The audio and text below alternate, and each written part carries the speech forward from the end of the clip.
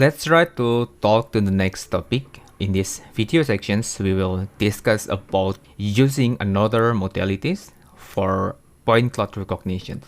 In this case, we will use image as the 2D modality and also text or language as the 1D modality to help the 3D point cloud recognition. In this particular, we will discuss this paper, PointCLIP version 2. They also have the version 1. In this case, we will discuss the latest versions when we record this video. And then another paper, ULIP here. And these two papers are from ICCV and also CVPR in the same year, 2023. Okay, let's try to start discussing the motivations of this work. 2D foundation models, for example, vision language models, are trained with large-scale massive dataset. In this particular, it is trained by using text-image pairs, and this enables open vocabulary recognitions. Let me give you an illustration. So typically in the classification task, classification is one of the tasks in the recognitions. Typically the category are predefined in the set of a fixed category. For example, in this case, we define only 3 categories: dog, cat, and also bird. And after we train a model, this model can also recognize in the predefined fixed set category. So this kind of recognitions, we refer this as closed set recognition. And then in open vocabulary recognition, in this case, we will train a model by using a large-scale image text pair data. And then after training, we can expect that this model can learn any category in the open way. For example, here, one of the training data, we have this pair image and also the corresponding text here. We have this bird and also this bird in the nature. So the corresponding image captions, for example, here, a stunning bird with a striking green color, showcasing the beauty of animal life in nature. Let's assume that in the large-scale dataset, we don't have this very specific deer image like this. However, the model can also still learn. It can learn this from this kind of dataset because they have some kind of similarity, which is both of these are animal and also in the nature. And in the large-scale dataset here, we also have this kind of similar image so that the model can indirectly learn for those semantic in the large scale to infer this kind of data, for example. Yeah, this is the open vocabulary recognitions. We will discuss how we achieve this in details in the next slide. In this page, we just give you the high-level illustration first. And then this is in the 2D.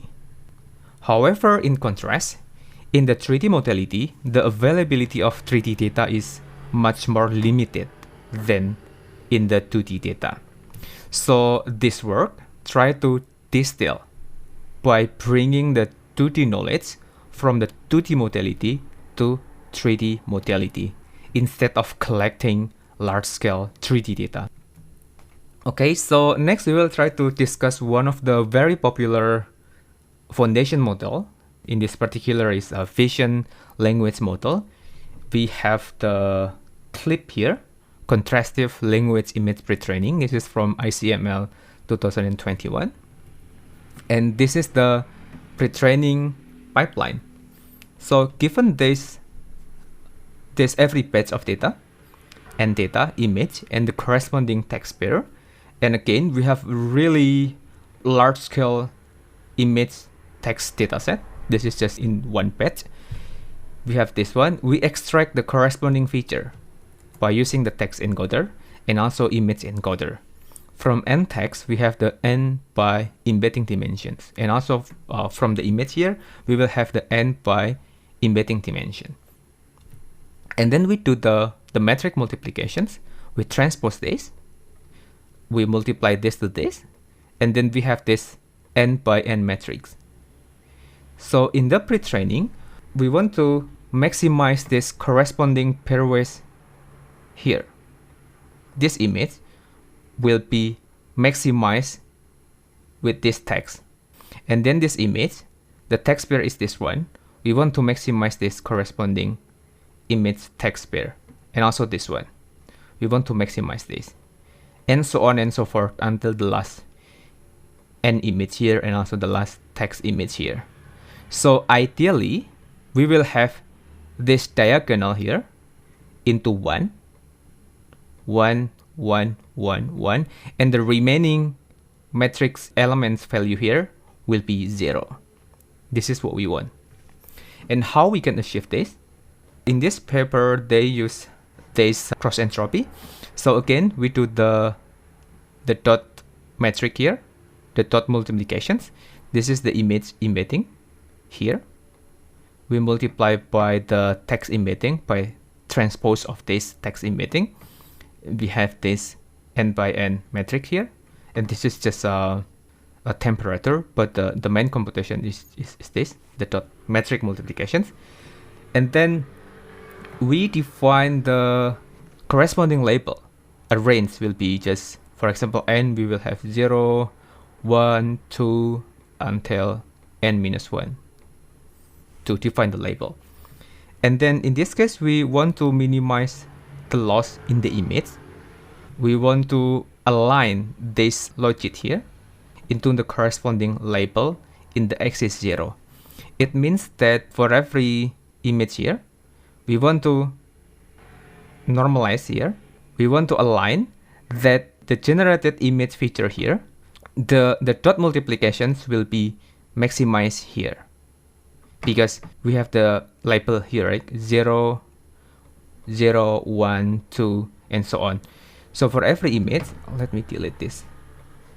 For every image here, we will maximize, this is 0, 1. Sorry, I draw again. We will maximize this into this one. And then the second image, we will maximize into this.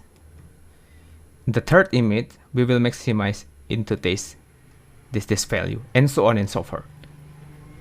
Yeah, this is the image alignment. Again, we want this image encoder to output a feature that maximize this diagonal here.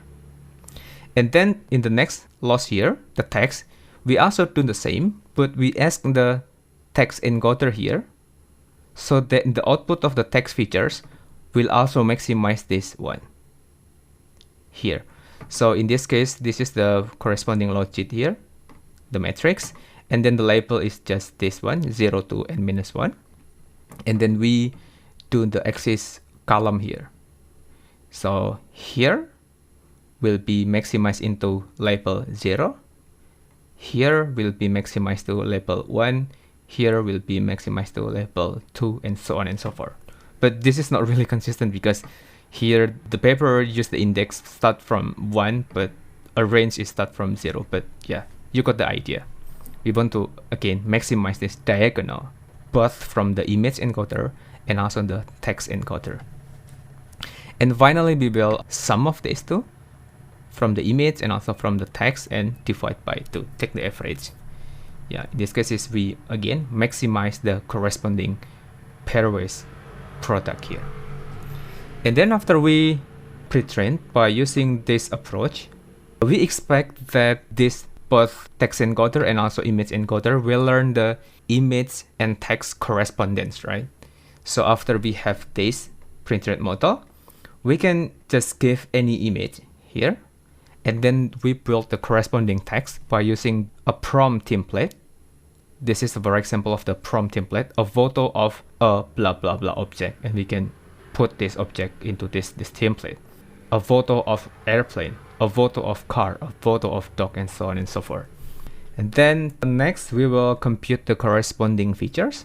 Here we have the n text prompt, n by e. E is the embedding dimensions, and also we have single image here. 1 by e is embedding dimensions.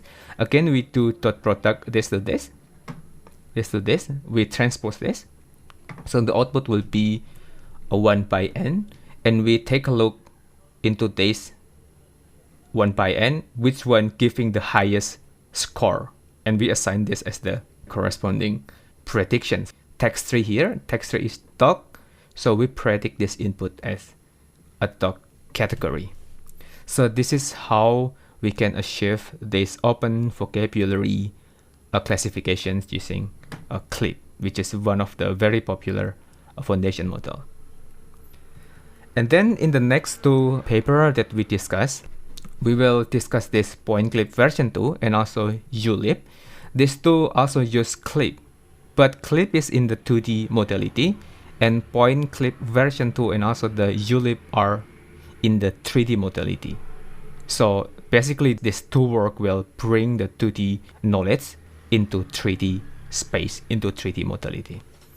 Okay, so let's start the details how this work can bring this knowledge from 2D to 3D.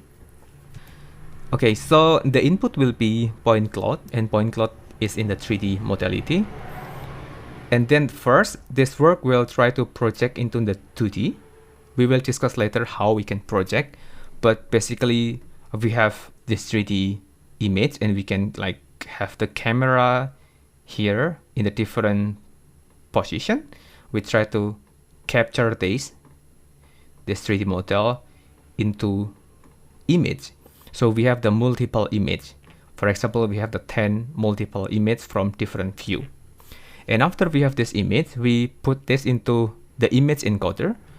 The output will be, it can be 1 by E, which is, this is the global embedding.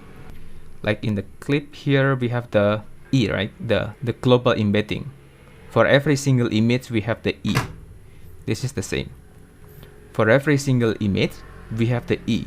If we have the number of image, we have the N here. But here I draw only one for one image. This is for classifications, but for semantic segmentations, instead of only single embedding dimension, we want to output for every pixel here. How we can achieve this? In the PointCLIP version 2, here in clip they use VIT, and VIT we have the class token and also image path token. Like this, we have the image path token, and we have the additional class token. In the VIT that is used in the clip, the output is only from the class token. But in this particular dense feature here, instead of using class token only, we use this image pages here as the query in the transformer QKV, and we will use this image paths here as the query. If you are not really familiar with the QKV in the transformer, you can try to find some references. And the output of these operations will be the number of pages. Let's say we have the N by M number of pages. This is smaller than the original image. So the pipeline will be like this. This is the VIT encoder. This is the original image, this size. This path token will be this small. So to get the original size of this, we will need to upsample back. We need to upsample into the original image size. So finally, we will have the size here, the height of the image and the width of the image by the embedding dimension. So yeah, this is the output features if we use the dense features for segmentations, and this is the global features for the classifications. And then if we see this dense feature, this is still in the 2D. If we want to recognize in the 3D, we need to bring back the 2D into 3D here. So to bring this is similar to this process. We have 3D, we bring into 2D, but this is in the reverse direction. We have 2D, we bring back into the 3D. To do this, we can use camera parameters. I will explain in the next slide. Basically, we have a mathematical formula that can project from 3D to 2D and then project back from 2D to 3D to achieve this. And finally, after we project back from 2D to 3D, we will have this number of points here to the number of embedding. This is in the upper branch here. And then in the lower branch, let's see, we define the corresponding text prompt. In the clip, we use the single prompt, right?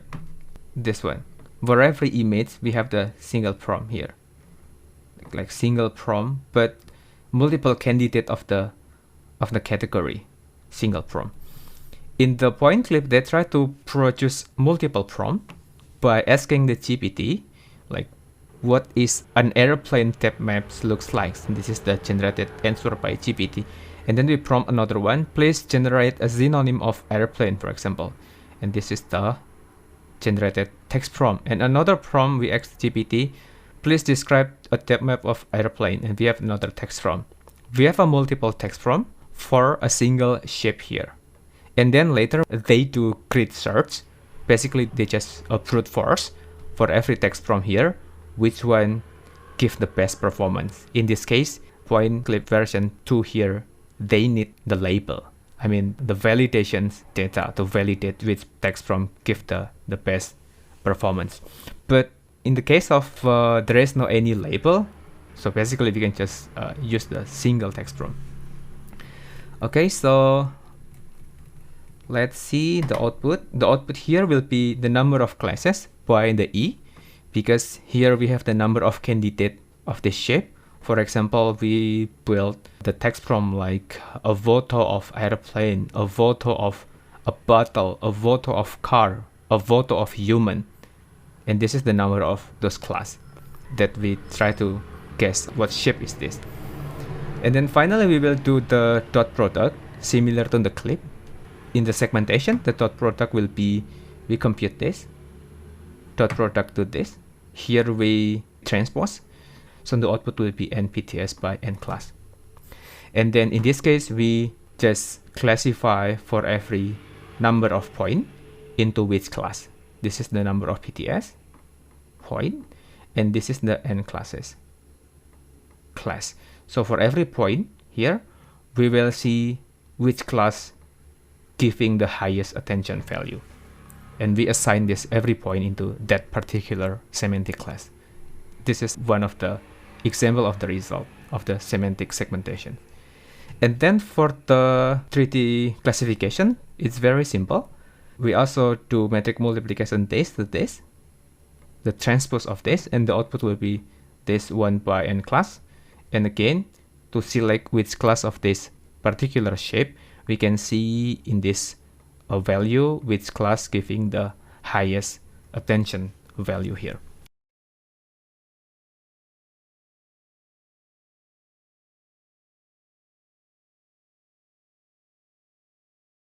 Yeah, this is how PointCLIP version 2 achieve this 3D recognitions by distilling the knowledge from 2D VLM. In this case, it's CLIP. So in this case, they do not need 3D label. And then next, we try to discuss the detail how they do the 2D to 3D projections. And later, we will discuss the general formula how we can achieve this transformation. Okay, so given this 3D point cloud, they try to quantize into 3D voxel grid. Here we have a cube here, and we divide into small cube. And after we have this cube here, 3D grid, they try to densify to make it dense. You can see that this is dense. And then after we have the dense versions of this, we do smoothing. Smoothing into this. For example, we can apply a 3D filter, like a 3D filter like this, and do the average to make it smoother. And after we have the smooth versions of this input here, we will squeeze this into 2D image here. In this case, I read the paper of this PointCLIP version 2. How they do the squeezing is here. We have the image height and also width. They basically just select the minimum value for every depth channel here. So let's say we have this pixel here. They see along this depth and take the minimum. See along this depth, take the minimum, and so on and so forth. So finally, we will have this height and the width value. This is how they achieve this to the image by squeezing this input here. But you can also do, for example, like tracing. We can trace for every pixel here and accumulate this value instead of selecting the minimum. But anyway, this is the idea how they can achieve this 3D to 2D projections. And then I will give you the general formula how we can achieve this 2D and 3D relationship. For example, we want to project 3D to 2D, and later we want to project back 2D to 3D. We can use this kind of formula. In general, we have the intrinsic parameter, and this is extrinsic parameter. This parameter, we have the rotation, we have the 3x3 matrix, and also we have the translation. This is the 3D coordinate. So this is the 3D. This is the transformation in 3D, rotations and also translations. Let's say if we have this coordinate XYZ, we can rotate with respect to x-axis, y-axis, and z-axis. If we do this kind of rotations, we can represent by using this 3x3 matrix. You can take some references how we can convert the 3 rotations XYZ into this 3D matrix here. And then after we apply these rotations and also translations, the result is also still in 3D. In this case, we want to bring this 3D into 2D pixel, U and V here, by using this camera intrinsic parameters. Here we have the focal length. Here we have the camera center. And finally, we will have 2D image from the 3D here. The 3D can be a point cloud or can be a mesh data. Okay, so after we have the 2D, let's say later we want to project back into 3D.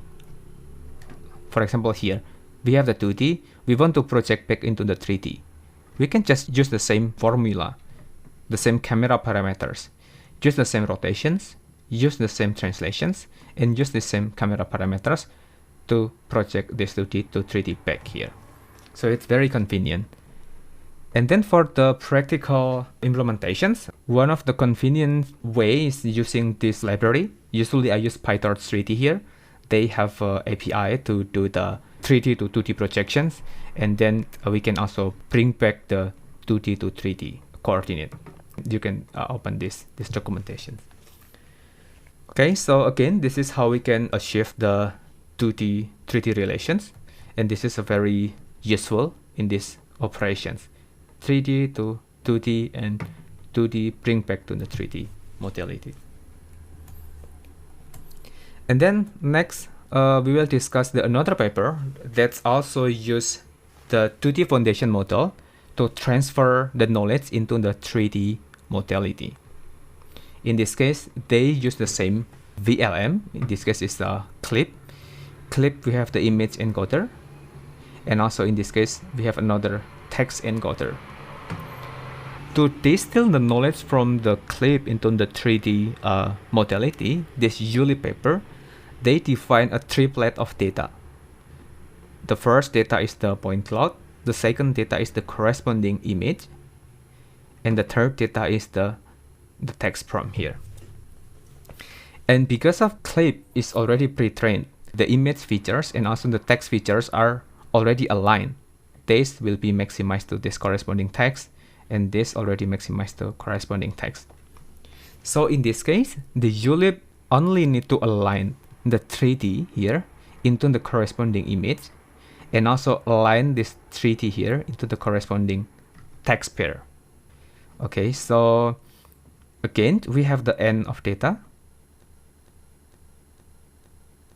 Here we will have the n features of the image. We have another n features of the text here. In another modality, 3D modality, we have the n features of point here. And to do the alignment, it's very simple. We just align this into this image, this into corresponding pair, and this into the corresponding image feature here, and so on and so forth until here. This is very similar with CLIP, how we maximize the diagonal into 1 and then the remaining into 0. And then this is the first alignment. We also want to align these features to this text encoder. The same, we will align this into this, we will align this into this, and so on and so forth until we align the last here, this last text from here. when doing this alignment, we freeze this one because we already pre-trained this one. We freeze this one. We do not update the parameters of this text encoder and image encoder. We only train the parameters in the 3D encoder. Okay, and then later, if we already train this model, we can use it to do the 3D classifications. Let's say we have the piano here, and this is the corresponding candidate of text from. We use this template, a point cloud model of vase and cup, piano, and so on and so forth. We can compute the corresponding feature here. We will have the n by e. Also here it will have 1 by e. And same, we do the dot product, and the result will be 1 by n. 1 by n here. And we can just see which class giving the highest output, and we will predict to this class. In this case, it's the text 3 correspond to the piano here. This is very similar with the clip, but with the one additions of the 3D modality here. Okay, so this is basically how the 3D recognitions by utilizing only 2D knowledge without any 3D label. And let's see the result. I take this from the ULIP paper, and this is for the open vocabulary classifications on the ModelNet here. And in this case, I take this PointCLIP version 2 manually from the paper, because the ULIP paper, they didn't put the result of PointCLIP version 2, probably because they are in the same year of the conference. As we can see that the PointCLIP version 2 here, it has a significant increase, version 1 to version 2. And the ULIP, we have several backbones, PointNet++, and then PointMLP, and so on and so forth here. And this is the highest result of the ULIP. And as we can see here, the PointCLIP version 2 achieve a better than the other method here. And I think this is a reasonable result, because in this case, we can classify the ModelNet 40 here without any 3D label. We only utilize the knowledge of the 2D foundation model. In this case is CLIP. Yeah, I think that's it for this video sections. I guess see you in the next video.